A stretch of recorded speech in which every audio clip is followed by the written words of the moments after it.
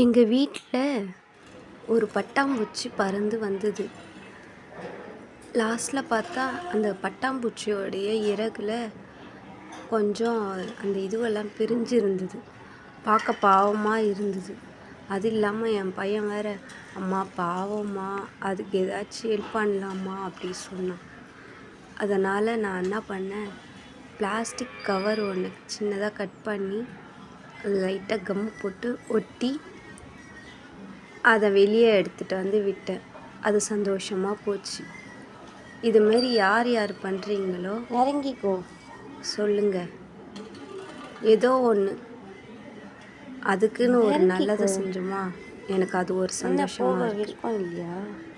என் பையனுக்கும் ரொம்ப சந்தோஷமாக இருக்குது.